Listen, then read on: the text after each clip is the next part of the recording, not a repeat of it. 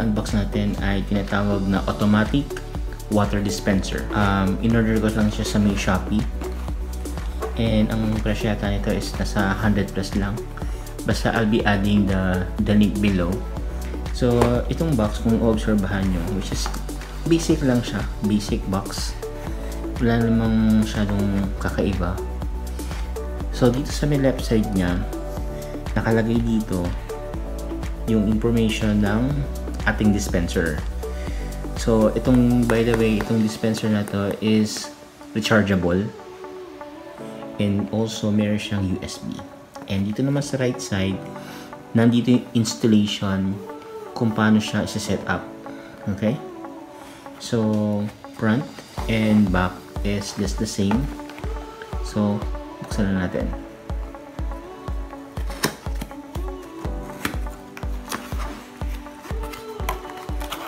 Meron siyang USB, and I think this USB is the 2.0.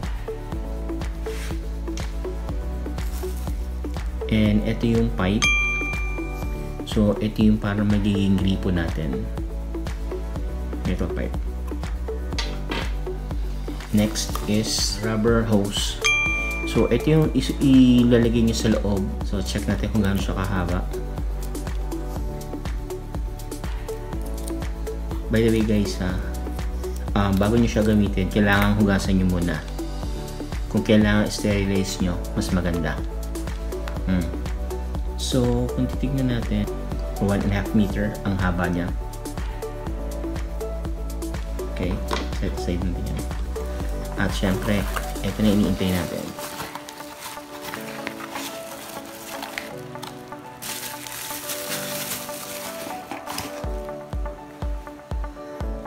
So, ito na yung ating device.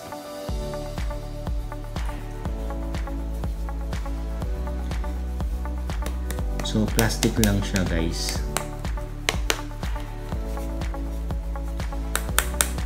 And, itong part na to, dito natin sasaksak yung USB para i-charge. Like I mentioned, rechargeable siya.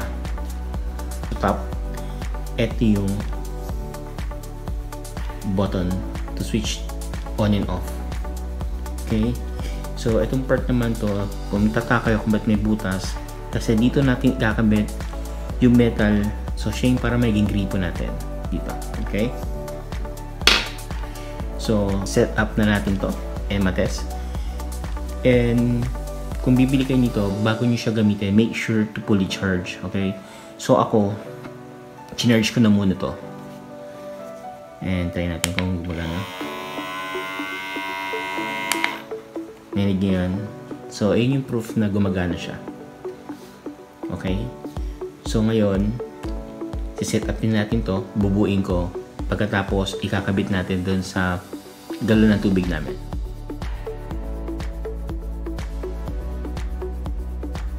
Okay, so guys, na-set up na natin yung automatic dispenser.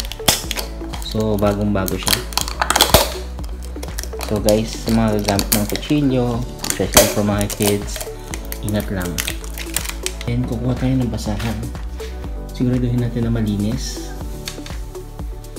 Okay. Ito na yung ating dispenser. Tingnan naman.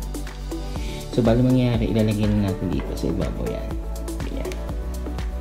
Pero syempre, like I said, kailangan natin muna ng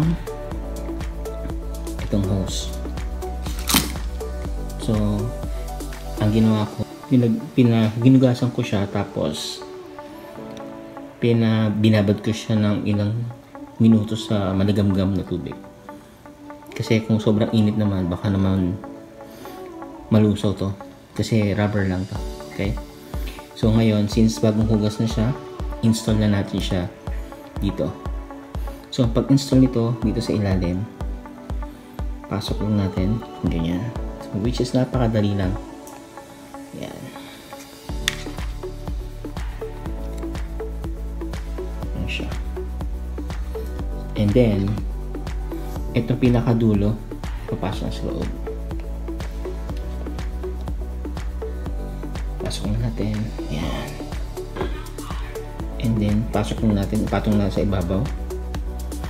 Okay, so guys, ito, na-install na natin automatic water dispenser and itatry na natin siya. Yung baso na kinuha ko and then try natin kung mag-work. And pag gamit ito is ipapress natin itong power dito or power button. And ayan siya.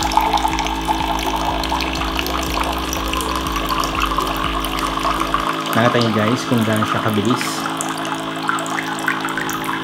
And kung okay na kayo dun sa level ng water, you can just easily turn it off by pressing ulit yung power button. So kita nyo guys, ganun lang kasimple. Maganda dito or nagustuhan ko is automatic na siya.